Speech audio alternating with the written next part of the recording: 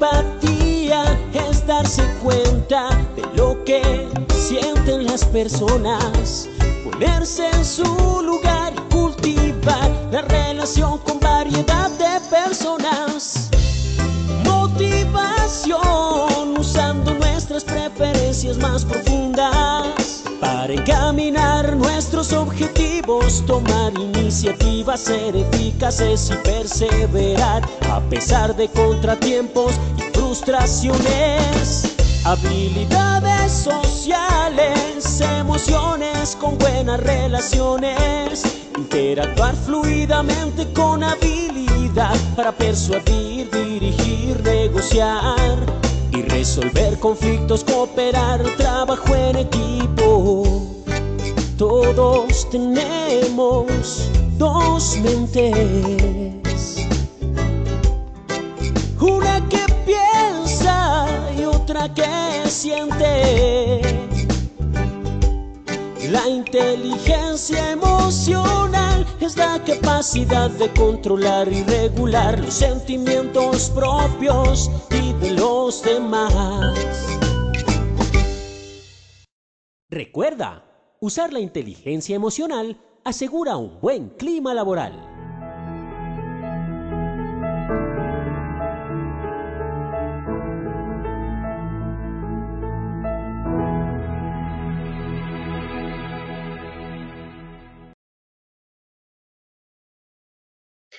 Muy buenos días para todos nuestros asistentes. Soy Lina Garzón y les doy la bienvenida a un nuevo día de talleres web.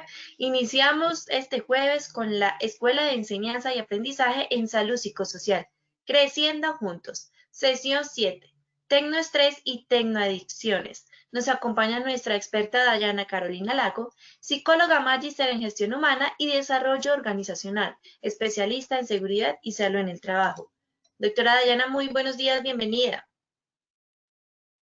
Muy buenos días, bienvenidos el día de hoy a otro webinar en salud psicosocial. Hoy vamos a estar trabajando este tema del tecnoestrés, un tema que pues nos acoge a todos hoy en día, ya dejó de ser específico para ciertas poblaciones o ciertas edades. Vamos a tratar de aportar esos conceptos que ustedes necesitan para entender de qué se trata el tecnoestrés, cómo se ve reflejado en el ambiente laboral y qué recomendaciones pueden ustedes tener para prevenirlo en sus trabajos y en su vida, porque finalmente pues eso también impacta sobre todo la vida de cada uno de nosotros y de nuestra familia. Entonces, bienvenidos. Vamos a iniciar. Entonces, lo primero que vamos a hablar es el concepto. ¿Qué es lo que está pasando con el tecnoestrés? ¿Qué significa? ¿Qué está pasando con la tecnología el día de hoy? Vamos a ver cuáles son esos factores de riesgo que se generan frente al tecnoestrés, cuáles son las alteraciones en salud, los tipos que hay, porque tenemos varias patologías que se derivan del estrés a la tecnología. Y vamos a ver un poquito cómo se hace el diagnóstico. Lo que vamos a ver en diagnóstico es especializado, sin embargo también les voy a dar algunas recomendaciones de cómo identificar en sus poblaciones estos signos de alerta frente al estrés por tecnología, y terminamos con algunos tips de prevención.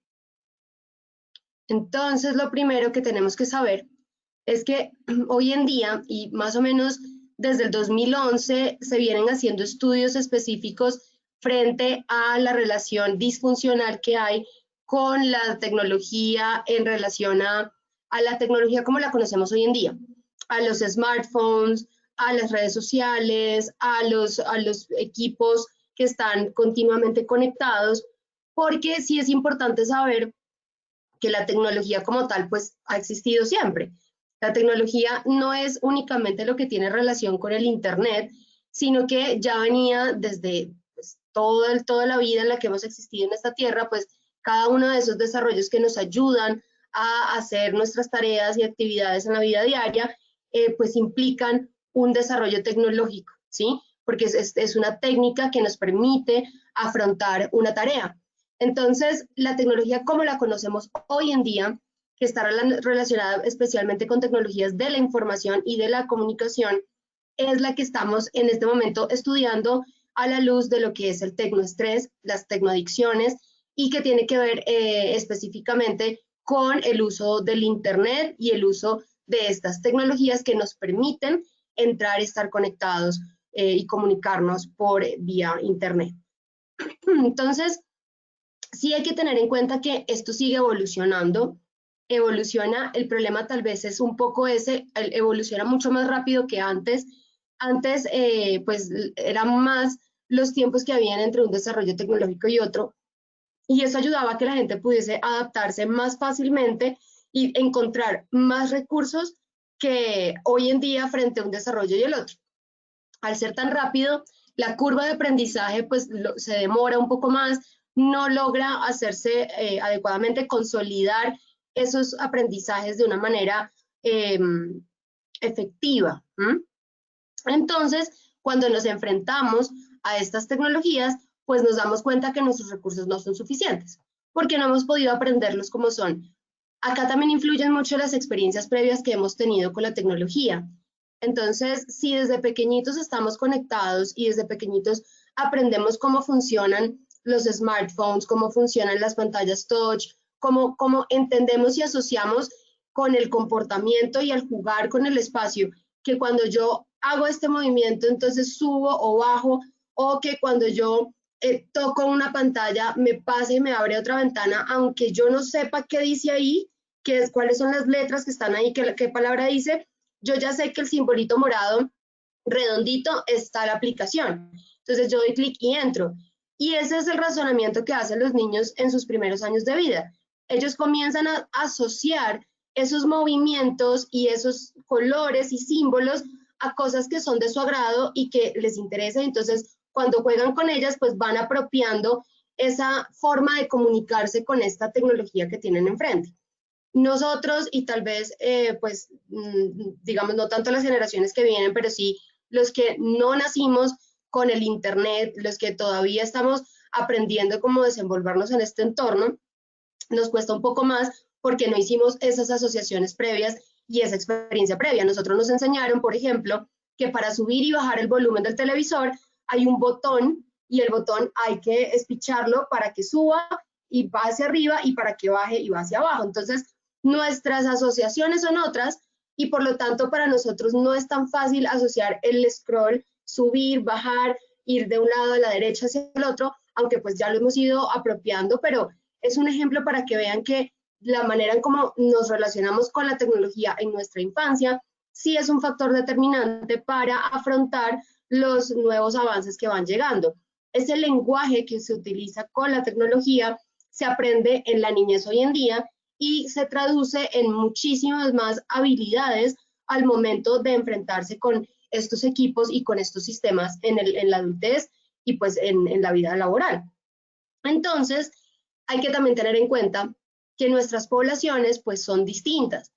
No es lo mismo una persona que se educó, se crió en la ciudad, por ejemplo, donde la tecnología está más al alcance, donde hay más facilidades para aprender a utilizarla y de alguna manera el entorno te obliga a utilizarla, a personas que crecieron en entornos rurales donde la tecnología es escasa y la facilidad para acceder a ella pues no es tan alta. Eso hace que, por ejemplo, de hecho, en Colombia, pues no toda, bueno, hasta que llegó el COVID, no toda la población o gran parte de la población se encontraba todavía sin estar bancarizada y sobre todo sin tener banca virtual, ¿sí? Es decir, para nosotros, los que vivimos en ciudad, es prácticamente una necesidad tener banca virtual y poder hacer transacciones en línea. Pero hay una gran población que no lo ve de esa manera y que lleva su ritmo de vida, pues no está mediado por la tecnología. Entonces, esas son personas que en el momento en que deben enfrentar un trabajo que implica el uso de tecnología, pues sus experiencias previas van a traer esas o van a evocar más bien esos recuerdos de lo poco que han tenido contacto con la tecnología y seguramente van a encontrar más barreras para aprender esa labor que tienen que desempeñar con esos equipos tecnológicos. Este ejemplo que les pongo es extremo.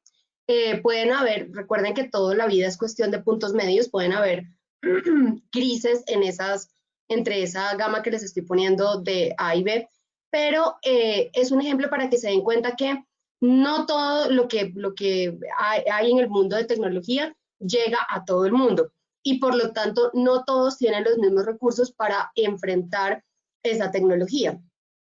Lo que también es importante es que tengan en cuenta que a medida que la tecnología cambia, también cambia de manera inconsciente nuestro comportamiento social, la manera como nos relacionamos, las expectativas que tenemos de las personas con las que estamos, la necesidad de comunicación es cada vez más inmediata porque está cada vez más al acceso de las personas. Entonces, empiezan a pasar ciertas cosas como sobrecarga de información.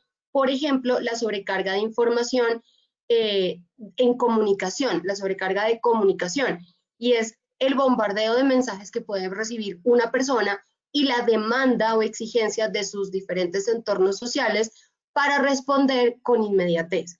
Y eso hace que haya una sobrecarga de fatiga, por así decirlo, una fatiga, un estrés, que ya vamos a ver entonces cuál es ese concepto, que empieza a agotar al individuo y a llevarlo, a presionarlo y a llevarlo a un límite de sus recursos psicológicos. Pero bueno, esto es inconsciente, es decir, no hay una intención y es parte de lo que sucede con el uso de la tecnología. Entonces, parte de lo que hay que hacer es empezar pues a poner límites y a lidiar con esas emociones nuestras de ansiedad para no responder, por ejemplo. Los cambios generados por las nuevas tecnologías demandan su prevención para evitar riesgos y efectos negativos de su impacto en las empresas y los trabajadores. Al final estudiamos esto porque no vamos a poder cambiar la manera en que la tecnología avanza, pero sí podemos fortalecer a las personas con las que trabajamos para que cuando la tecnología llega, pues tengan muchas más herramientas para apropiarla, aprender a utilizarla saludablemente y a relacionarse con ella pues de una manera funcional. Entonces, ¿qué es el tecnoestrés? El tecnoestrés es un concepto que está directamente relacionado con los efectos psicosociales negativos del uso de las TIC. ¿Qué pasa? Nosotros sentimos estrés naturalmente con las cosas que hacemos en el día. Es parte de la reacción natural del cuerpo. En este momento, por ejemplo, yo estoy ante una respuesta de estrés que me mantiene alerta para poder dictar esta conferencia y poder responder a un problema que es, tengo que dar una conferencia. Problema no entendido como algo negativo, sino como algo a lo que le debo dar una solución. Entonces todo mi cuerpo está en alerta, está poniendo atención al entorno, está poniendo atención a lo que digo, con lo que estoy viendo, y estoy haciendo también procesos metacognitivos, es decir, de revisión de cómo estoy haciendo las cosas para que todo el proceso pues salga de buena manera. Al final, cuando uno termina, uno siente que descansa un poco porque se baja esa activación, ¿cierto? Y eso hace que pues esa curva de estrés como que terminó y se fue. Ese es el estrés normal, natural, el estrés que nos ayuda, el estrés positivo, que nos ayuda a responder en el día a día. Pero cuando ya empieza a tener efectos negativos que no se corrigen, que permanecen, que todo el tiempo están ahí, que no es una curva que empieza, sube, termina su ciclo y se va, sino que permanecen, ahí es cuando ya el estrés se vuelve negativo y se vuelve un tema crónico que va a afectar sí o sí la salud del individuo. En un momento determinado donde se sufre el estrés y el estrés cumple su función y se va, no hay un impacto negativo, porque el cuerpo tiene lo que necesita, luego tiene el tiempo suficiente para recuperarse. Cuando hay un estrés negativo, que es el que relacionamos con el tecnoestrés, donde ya en este momento está directamente relacionado es con el efecto negativo, ya vemos es que la persona no logra recuperarse de ese estrés que está viviendo en el momento en el que se enfrenta a la tecnología. No es un estrés saludable y no es un estrés que le va a llevar a enfrentarse efectivamente, sino que al contrario le va a implicar más barreras y le va a implicar dificultades para afrontar su trabajo, porque al final la tecnología viene siendo en el entorno laboral la herramienta con la que hacemos nuestro trabajo. Entonces, si nosotros tenemos una presión que es el trabajo y es un factor que debemos resolver y atender, y la herramienta con la que se supone que lo debo afrontar no me está funcionando, no estoy pudiendo entenderla y no puedo relacionarme bien con ella, pues tengo una sobrecarga, no solo de poder manejar la herramienta, sino de lograr la meta, que es al final hacer el trabajo. Entonces es un estrés que sí o sí me va a implicar un efecto negativo, que además es una sobrecarga, casi que se duplica el estrés que puede tener una tarea de trabajo normal. Este término fue acuñado en 1984 por Craig Broad en un estudio donde él definía al tecnoestrés como una enfermedad de adaptación causada por la falta de habilidad para tratar con las nuevas tecnologías del ordenador de manera saludable. Del ordenador, recuerden, computador. Entonces, textualmente, lo que Craig nos está enseñando acá es que es un tema de relación entre nuestra habilidad y la dinámica que usa la tecnología para funcionar.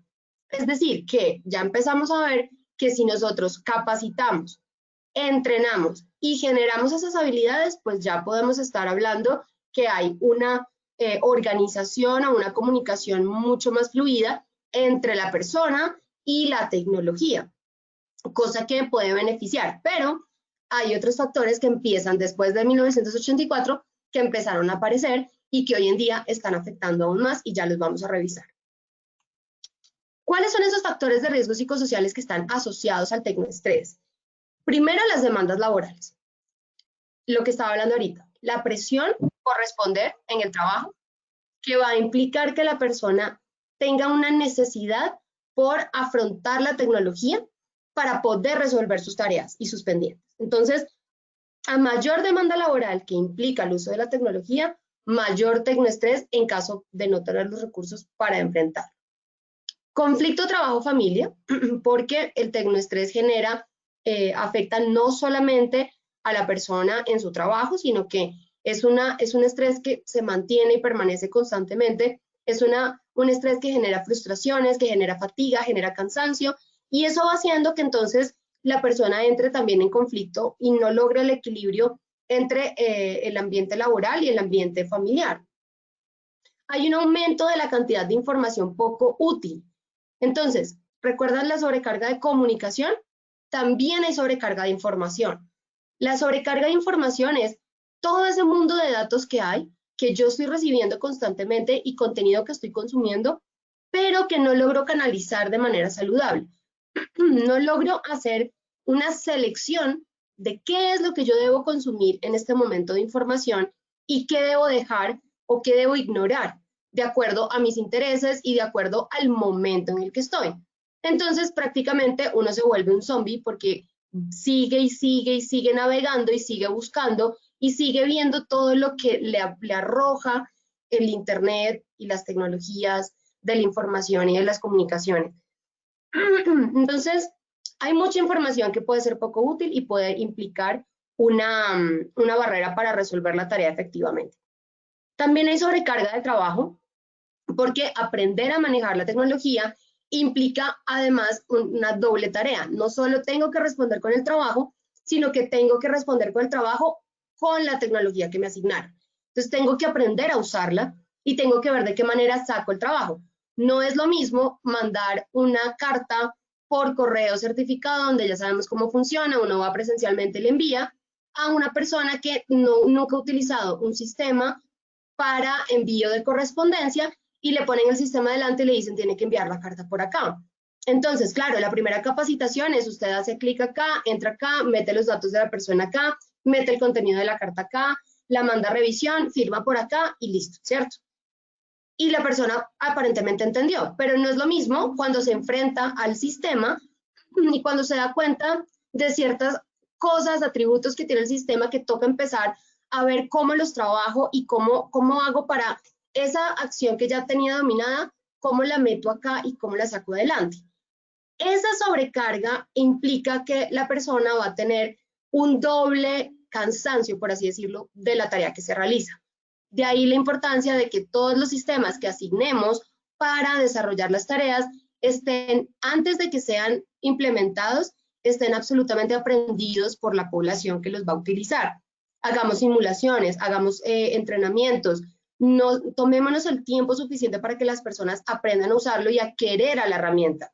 porque además si no la quieren y si se genera resistencia, todo el impacto emocional va a agravar aún más ese momento en el que se enfrenta la persona con la tecnología y va a dificultar que haya una actitud para salir adelante con el ejercicio que se tiene que hacer. Puede también haber recursos laborales que coartan la autonomía. La tecnología hace que tal vez haya una posibilidad de ejercer mayor control sobre las acciones de la gente.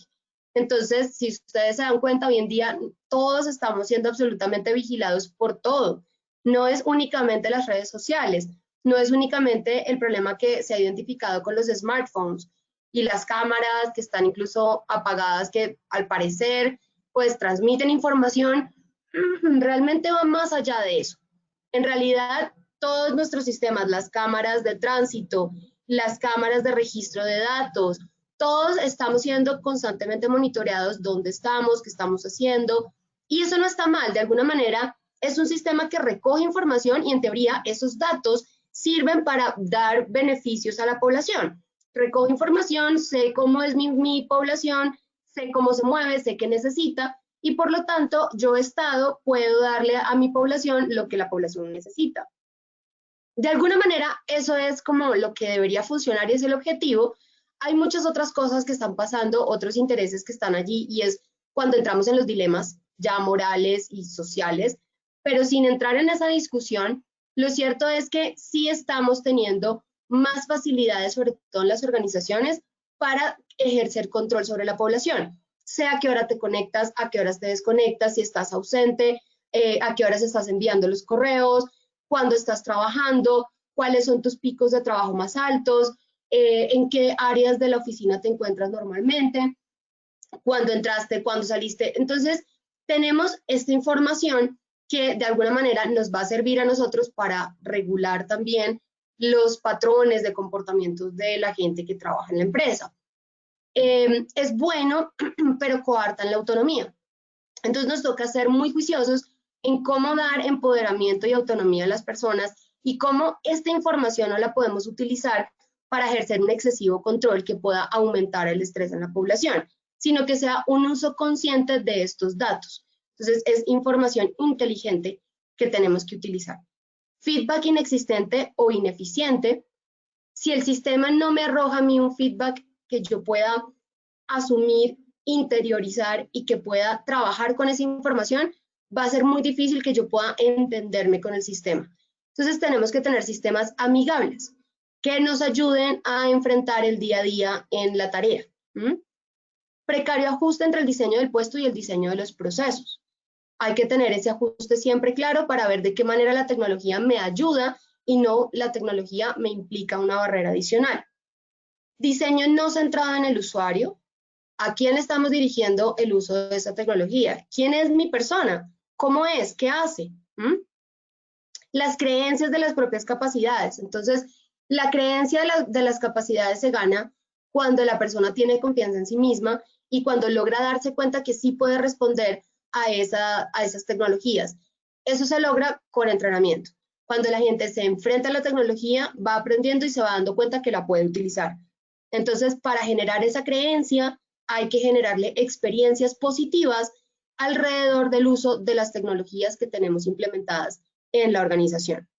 Y sobre todo, no generar precaria o inexistente capacitación. No solo es dar el equipo, no solo es dar el smartphone. Acá todos utilizamos X modelo y pues mira a ver cómo aprendes a usarlo, pero ese es. No, hay que hacer realmente un proceso donde nos interesemos por el entrenamiento, porque la persona sí aprenda a utilizar esa tecnología. Hay otros factores que también influyen, como por ejemplo la ciberseguridad. Hay gente que realmente le genera temor utilizar la tecnología porque no se siente seguro para hacerlo.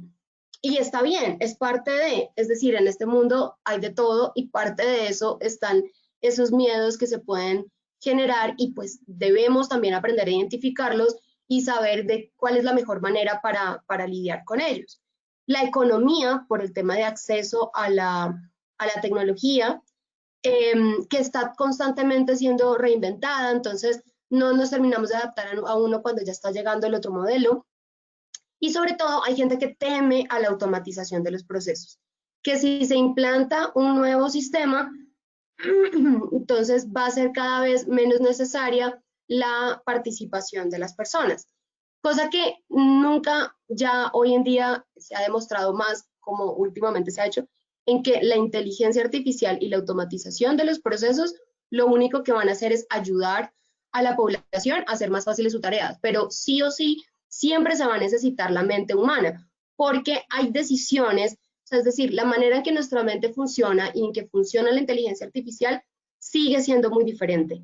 Y todavía necesitamos quienes manejen esos equipos y quienes alimenten la información de esos equipos con coherencia, que aprendan, les enseñen a las máquinas a cómo estructurar sus procesos de pensamiento y los algoritmos que necesitan para funcionar.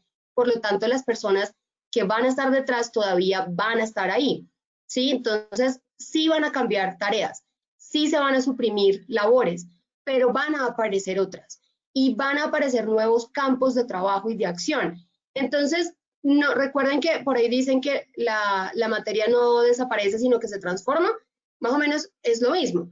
No van a desaparecer únicamente roles hasta el momento en el que ya el hombre no tenga nada que hacer, sino que lo que va a pasar es que se van a transformar nuestros roles y se van a transformar nuestra forma de participar laboralmente. Entonces, la automatización es parte del proceso, pero sí hay que hacer entender a las empresas, sobre todo aquellas que ya están generando inteligencia artificial para funcionar, como los chatbots de los bancos, por ejemplo, tienen que pues también empezar a quererlo y a verlo de una manera diferente.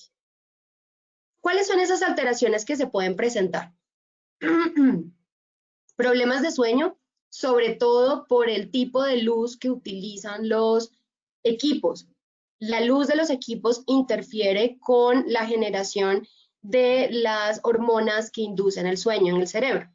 Nuestro cerebro funciona con la luz, es decir, a medida aparece la luz del día y entramos en un estado de vigilia.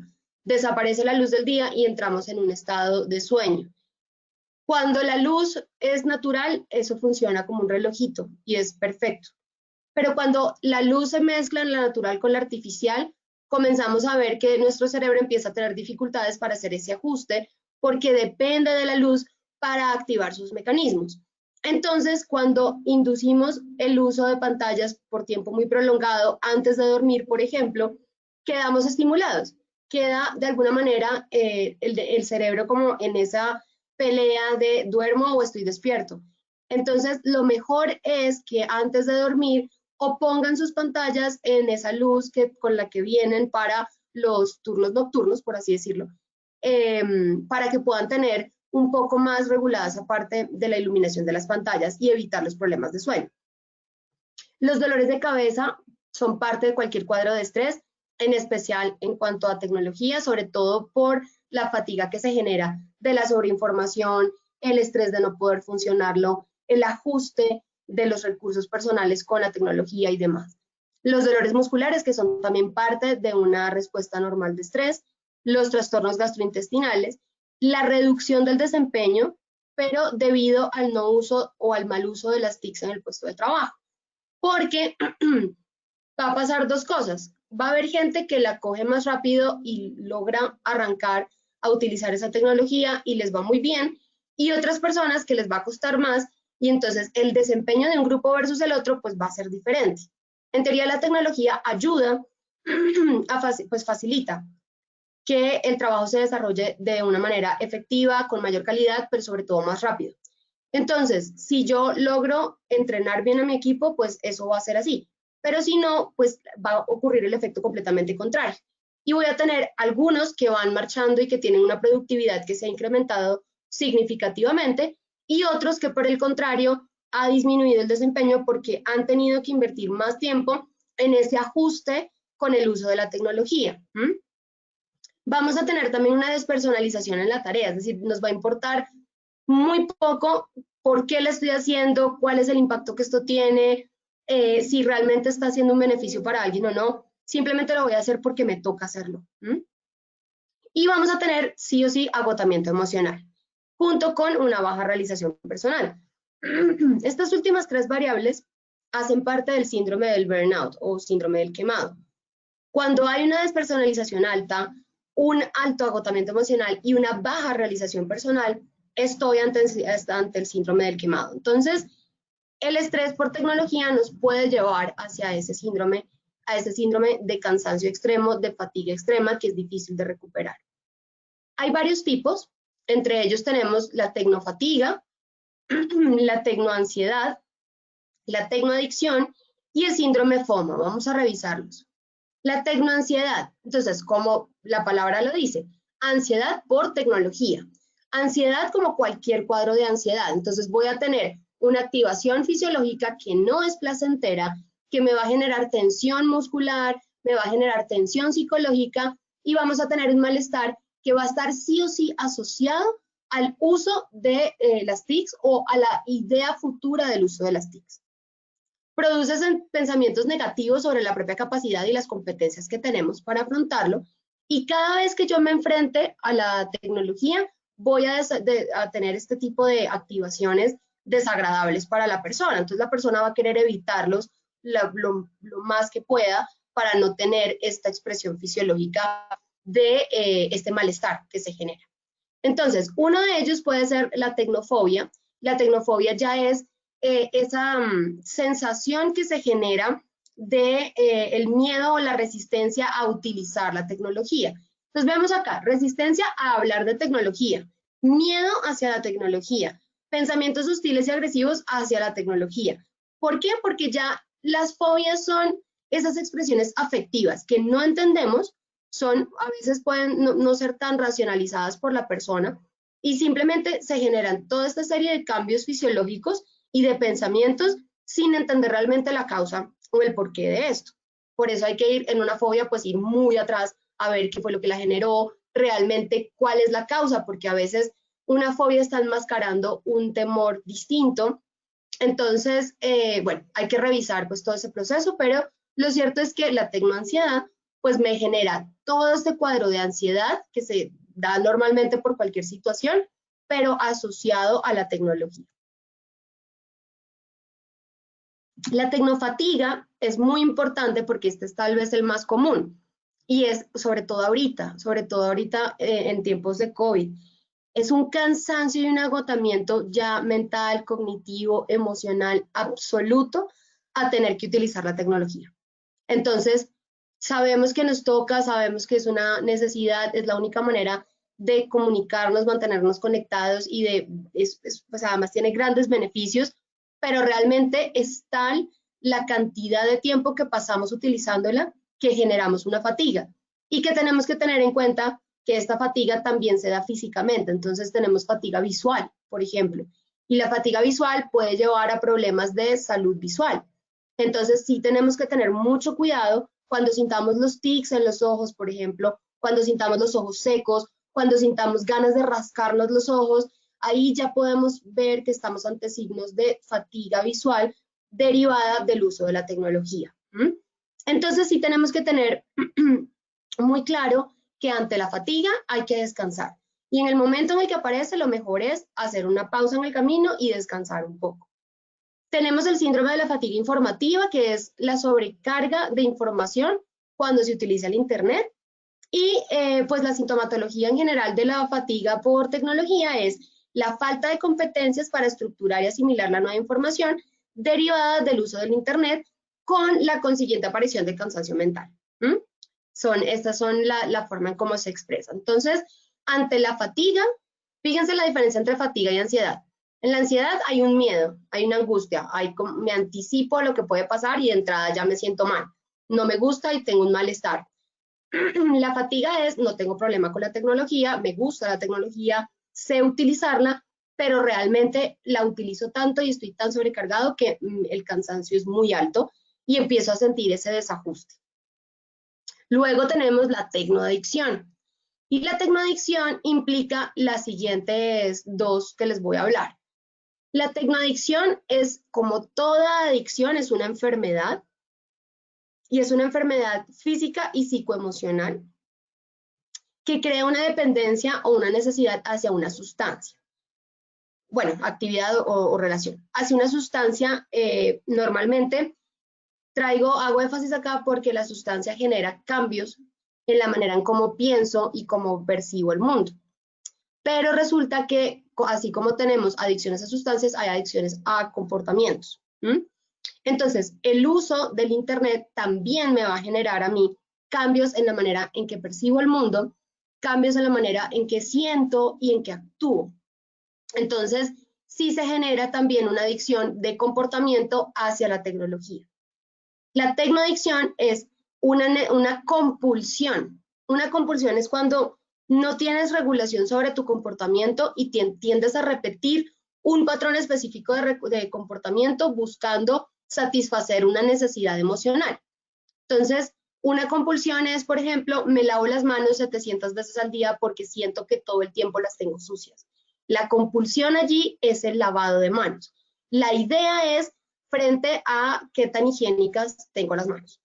Entonces, acá sucede lo mismo. Hay una compulsión que puede traducirse en necesito estar informado, necesito estar conectado, necesito saber qué pasa, necesito hablar, necesito aceptación, necesito sentido de pertenencia. Esas son como las cogniciones que puede haber detrás de la idea, ¿sí? Y esa idea se materializa en luego una compulsión que es estoy todo el tiempo scrolling la pantalla, bajando, revisando, entrando a sitios, activo el celular, miro y lo vuelvo y lo desactivo, vuelvo y lo activo, lo desactivo, solamente para ver si tengo notificaciones o si no. Entonces, se genera la tecnoadicción, ¿bien? Como todo tipo de adicción, pues la tecnología también genera unos patrones disfuncionales en la vida laboral y familiar de la persona.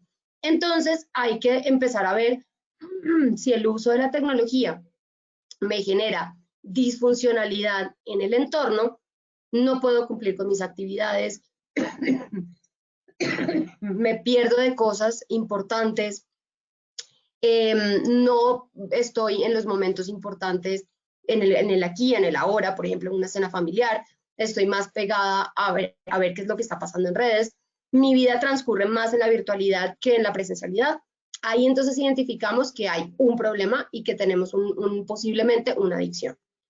Luego tenemos el síndrome FOMO. FOMO porque es Fear of Missing Out, que significa el miedo de estar perdiéndome algo.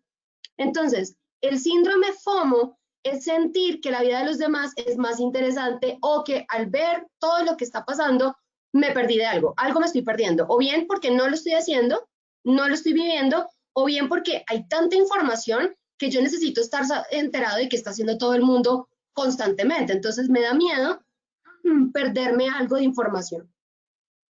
Genera una sensación importante de vacío que es difícilmente llenable con información. Por más que tú estés en la red, por más que indagues, que entres, que revises, el vacío va a crecer en vez de disminuir. Nunca vas a tener una asociación de la idea ya de la red y de lo que está pasando. Siempre vas a sentir que necesitas más. Y entonces esa sensación de vacío lo que va a hacer es mantenerte cada vez más conectado y buscando esa pertenencia, buscando demostrar, buscando consumir, buscando estar en el contenido activo del día a día. Se presentan más opciones de las que podemos abarcar y esto puede llevarnos a la percepción de que otros están teniendo mejores experiencias de nosotros.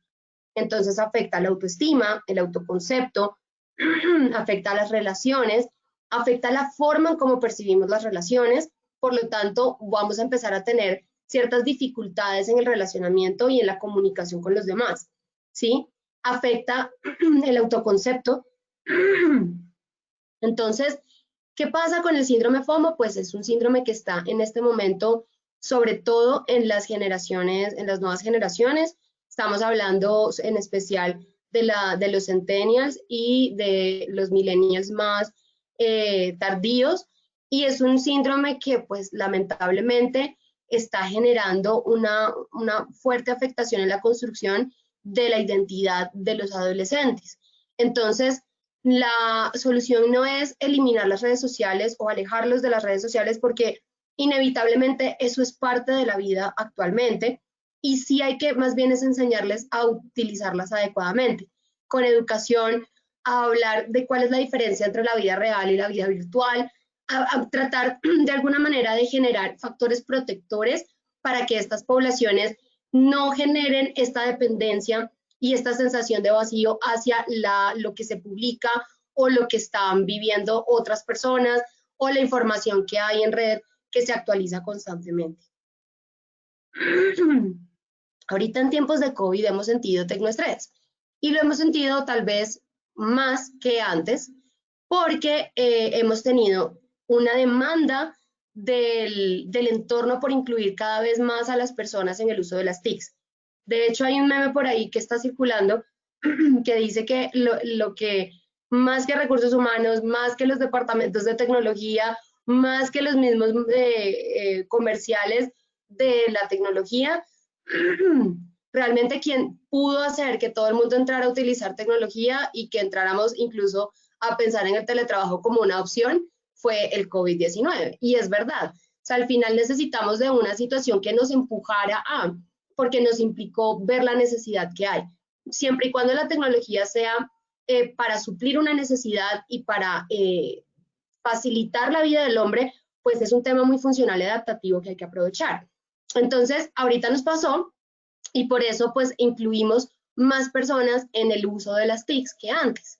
Por ejemplo, hay más personas que para poder recibir los subsidios que el Estado comenzó a dar al principio y pues los que se mantengan, pues fueron personas que tuvieron sí o sí que bancarizarse y que además entraron a revisar de qué manera podían hacer ahora esas transacciones virtuales. Entonces, muchísima gente que antes prefería continuar haciendo sus transacciones presenciales, hoy en día pues ya empezó a utilizar estos medios virtuales para hacerlo, las aplicaciones, las páginas de los bancos y demás. Y pues hay un nuevo comportamiento en relación a la tecnología. Muchos grupos de trabajo, muchos jefes que antes no tenían confianza en que sus equipos de trabajo pudiesen comportarse y ser efectivos y tener autodisciplina para trabajar de remoto, hoy en día ya se han dado cuenta que sí se pueden hacer, que hay que modificar los procesos, que hay que hacer cosas, que no podemos implicar a las personas en una nueva tecnología sin hacer cambios de la manera como vamos a trabajar, eso es claro, y eso lo vivimos y ahora ya lo sabemos. Pero sí, pues eso generó cambios en el comportamiento y en la forma de ver el trabajo remoto y la tecnología. El efecto de trabajar desde casa, pues también la posibilidad de estar con las familias, la posibilidad de generar pues mayor equilibrio intra y extralaboral, pero también trajo cosas negativas. Como todo, pues hay que tener pues ambos aspectos bien claros y controlados. Entonces, consecuencias como por ejemplo la fatiga por Zoom Much, que también le pusieron el nombre. Esta fatiga lo que hace es que se relaciona con el tema de todo es Zoom, las reuniones familiares son Zoom, las misas son Zoom, las clases son Zoom, reuniones familiares con amigos, las rumbas se volvieron Zoom. Entonces, toda la vida se volvió y se convirtió en esta burbuja virtual del Zoom. Y eso generó fatiga, es decir, ya la gente también en un mismo día, ya la sobrecarga de comunicación es tan alta que definitivamente pues hay un alto en el camino que uno tiene que hacer y decir, bueno, ¿a cuáles voy a asistir y a cuáles no? Porque antes pues uno pensaría, estoy a un clic y estoy en mi casa, no tendría por qué no asistir. Y de alguna manera uno siente culpa de rechazar la reunión porque la gente sabe que está estando en casa pues, y pues en el horario pues hay la disponibilidad. Entonces se trata como de hacer ese equilibrio, de decir, bueno, ¿a qué sí, qué no? Tengo que también tener mi tiempo personal, no puedo estar todo el tiempo en Zoom, tengo que priorizar qué actividades.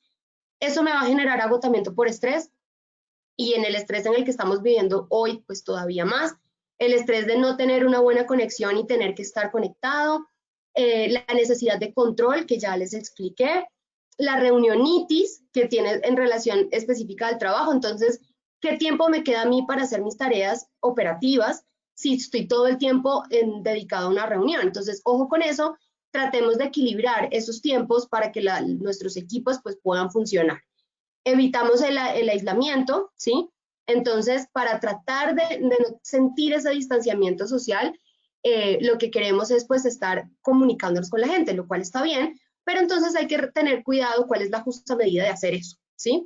Al igual que en la presencialidad, necesitamos espacios para nosotros mismos, espacios desconectados. Entonces, hay diagnósticos muy especializados con unas escalas que se tienen. La CARS, que es la ansiedad, es como la puntuación que se hace de ansiedad frente al uso de los computadores. La CTSC, que mide los pensamientos ya de las que tienen las personas cuando se tienen que enfrentar a la tecnología. La General Attitude Towards Computer Scale, que es la que evalúa cuál es mi actitud. Entonces, una evalúa la ansiedad, la otra evalúa cuáles son los pensamientos que tengo y la otra evalúa mi actitud, es decir, mi comportamiento hacia los dispositivos y la tecnología. Utilizar estas escalas lo que me permite a mí es, en una población donde el uso de las tecnologías es muy alto, pues que yo pueda ver realmente cuál es el impacto que está teniendo. Yo tengo que tener gente que tenga actitud para utilizarlo, que su pensamiento sea funcional, adaptativo y saludable, que sus emociones sean reguladas y que no genere ansiedad. Entonces, tener estas escalas puede ayudar a medirlo y a trabajarlo en el entorno. Pero si tienen los otros síntomas y los otros signos de alarma, cuando están en el trabajo por observación, ustedes también pueden identificar que están ante una persona con tecnoestrés. Entonces, de entrada, pues yo les recomiendo que hagan ejercicios, encuestas, ejercicios de observación para identificar su población cómo están. En las encuestas pueden preguntar precisamente sobre síntomas de ansiedad, pueden preguntar sobre cuáles son los pensamientos o las ideas que se derivan del uso de la tecnología y pueden generar ciertos ejercicios que puedan evidenciar el comportamiento para saber si las personas están o no utilizando adecuadamente la tecnología, por ejemplo, con un sistema nuevo que ustedes hayan implementado. Estas mezclas de variables dentro de una encuesta es útil en una gestión del cambio cuando se incorpora un nuevo sistema, por ejemplo, para medir el impacto que está teniendo. El abordaje que se debe tener es tanto a sistemas, o sea, personas, como a sistemas técnicos, o sea, el ambiente. Entonces, la prevención primaria, recuerden que es cuando no hay riesgo. Vamos a dar información, vamos a dar comunicación, vamos a tener una forma organizacional de hacer las cosas donde ya las tengamos claras y donde nos pongamos todos de acuerdo de cómo es. Vamos a permitir la participación en la toma de decisiones. Y en cuanto al ambiente, vamos a tener un diseño de puesto acorde a las personas con las que estoy trabajando y acorde al sistema. Ahí viene también un poco el tema de los procesos. Y el diseño tecnológico para que esa tecnología se adapte a las personas con las que yo voy a trabajar. Eso en prevención primaria. Cuando ya aparecen signos y síntomas, entonces voy a prevención secundaria. Desarrollo equipos de trabajo, los tengo que entrenar, tengo que intervenir y ver qué es lo que está pasando, hacer prevención. Tengo que hacer un cambio del clima y la cultura organizacional para que esto se genere con gestión del cambio, se genere una mejor apropiación de la tecnología que estoy implementando. No voy a implementar y de una vez empezar a exigir. Tengo que empezar a dar una curva de aprendizaje y la gente es la que va a ir marcando el desarrollo de esa curva. Entonces tengo que ir haciendo mediciones, tengo que ir llevando mis indicadores para saber de qué manera la gente la está apropiando y ver si se está generando un cambio en la cultura organizacional o no, frente a la nueva tecnología. Hacerlos partícipes de todo el proceso para que haya una mejor actitud y una mejor disposición ante esta nueva tecnología que entra. Y finalmente, en el caso de ya tener una dificultad específica frente a la tecnología que tengo, pues hago un cambio de tecnología. Si puedo, hago un cambio del sistema, si no, hago un ajuste al sistema que estoy utilizando. Finalmente, para ya cerrar, entonces, los tips de prevención que les quedan es, la primera es, generen estrategias de afrontamiento a favor de la tecnología, a favor del estrés. Entonces, relajación muscular, meditación y planeación de actividades. Si sabemos que nos toma un poquito más de tiempo adaptarnos y desarrollar la tarea, pues dentro de nuestra planeación tengamos en cuenta ese tiempo adicional. Y cuando hagamos compromisos, cuando establezcamos compromisos y objetivos, tengamos en cuenta ese sobreesfuerzo de la tecnología mientras estamos aprendiendo a utilizarla. Ahora, en cuanto a la tecnología que está a disposición nuestra, de los smartphones y de los computadores, tengan espacios para que puedan hacer reflexión sobre el uso que ustedes les están dando a estas tecnologías. Pónganse límites ustedes mismos y tengan espacios de relajación. No estén sobreinformados. Miren, cuando uno está navegando, el bombardeo de información, los titulares que uno lee, las imágenes que uno ve, van teniendo un efecto en nuestro cerebro, en nuestro pensamiento y en nuestra parte emocional también. Entonces, llega la imagen, esa imagen es captada por nuestros sentidos, o el audio, o lo que estemos viendo, y eso se va a traducir en un pensamiento que puede ser muy rápido, pero que genera también un estado físico determinado, una respuesta muscular y una respuesta que puede generar tensión. Entonces, hay que hacer relajación muscular, hay que hacer una pausa, y dentro de nuestras pausas activas es importante que tengamos en cuenta esto para que hagamos un descanso de la tecnología y de la información que estamos viendo. Asesorías al trabajador sobre este tema hay que brindarlas abiertamente, hay que darles todo lo que está sobre la mesa en cuanto a peligros que pueden estar expuestos por el uso de las TICs, cómo controlarlos, qué pueden hacer. Hay que brindar asesorías al trabajador para asistir a sus familias, si tienen sobre todo hijos en edad adolescente. Hay que generar red de apoyo donde la gente tenga soporte constante y continuo para poder, en el momento en el que se presenta una limitación, poder solucionarla oportunamente y disminuir el estrés que se genera. Y por último, la capacitación es importante, el entrenamiento que hablábamos ahorita. Y por último, intervenir la fuente del riesgo. Si definitivamente el sistema no funciona, cambiemos el sistema. Si no se puede cambiar el sistema, cambiemos la manera en que estamos utilizando el sistema. ¿Para qué cosas lo vamos a utilizar? ¿Para qué otras cosas no? Si definitivamente yo sé que tengo una adicción, ¿sí? Por ejemplo, una de los nombres que recibe también la adicción al celular es la nomofobia. Y es una adicción, es una fobia que se genera de no utilizar el celular. Entonces, cuando no lo tengo conmigo, me genera ansiedad, me genera fobia. Entonces, si yo sé que tengo nomofobia y estoy empezando a ver que no puedo vivir, no puedo concebir mi vida sin mi celular, pues ojo a eso, intervengamos en la fuente que me genera el riesgo. Entonces, voy a ponerle límites y voy a empezar a desensibilizar poco a poco esa fobia que tengo al teléfono. De alguna manera, así como se trabajan las fobias a los animales, que es una aproximación un poquito, entonces primero lo veo en fotos, empiezo a ver que no es tan peligroso, luego me voy acercando, luego lo toco. Esos procesos de sensibilización que se hacen para que las personas se acostumbren al estímulo y dejen de tener esa activación fisiológica y pues fóbica al estímulo. Entonces, hagamos una desensibilización también, vamos dejando un poco de lado el uso y la dependencia que tenemos de los smartphones.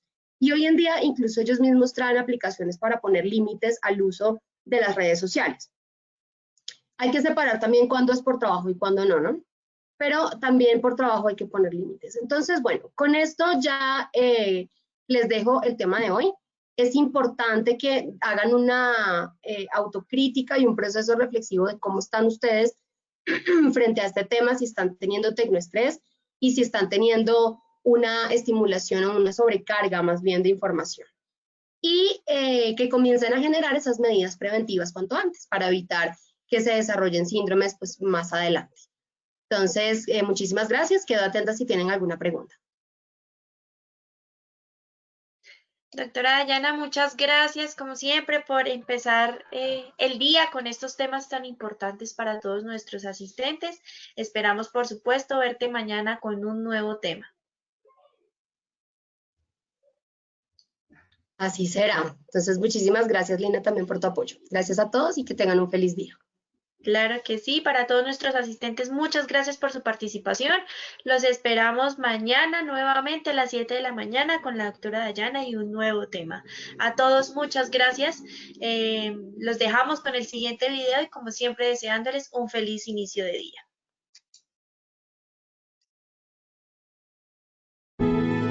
Positiva Educa.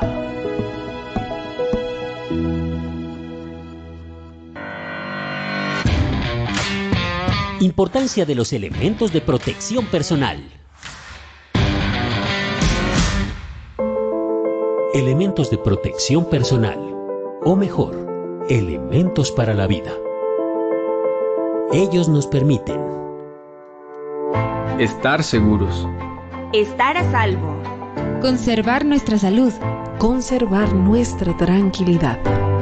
También debemos comprender la necesidad de utilización, utilizarlos de manera correcta, ser consciente de la responsabilidad en la utilización, almacenamiento y al momento de desecharlos, saber que tienen un valor financiero. Recuerda, los elementos de protección personal deben mantenerse en adecuadas condiciones de seguridad e higiene durante todo el tiempo que deban estar utilizándose. Si alguno sufre algún tipo de deterioro, será necesaria su sustitución. Es tu protección nuestra prioridad. Positiva te acompaña.